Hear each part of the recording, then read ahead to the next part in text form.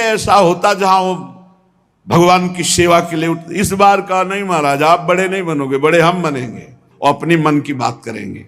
तो भगवान शेषा बहुत प्यार करते हैं, बहुत प्यार करते हैं भगवान श्री हरि को, अपनी गोद में शयन कराते हैं।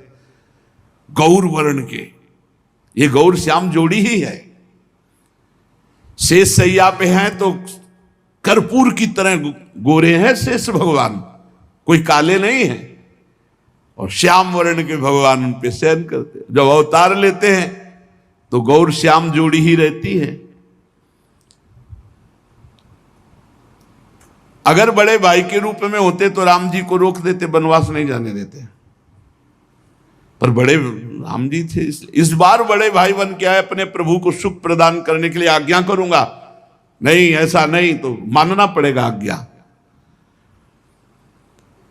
अनंत भगवान जब 7वें गर्भ के रूप में देवकी के उदर में पधारे, बड़ा आनंद।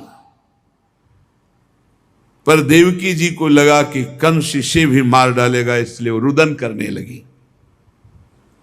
विश्वात्मा भगवान ने देखा कि माता को बहुत दुख है और यदुवंशियों को कंस सताए ही जा रहा है, तो अपनी योग माया का स्मरण किया और योग माया को आदेश किया, देवी कल्याणी तुम ब्रज में जाओ, वह प्रदेश ग्वालों और गौओं से सुशोभित है।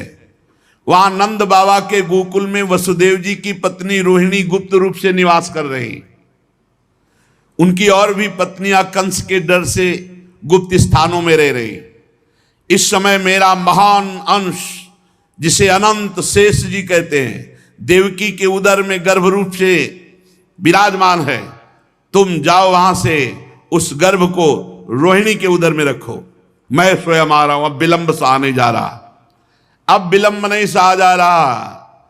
7वां जो गर्भ है वो रोहिणी के गर्भ में, और मैं अब स्वयं आ रहा हूं।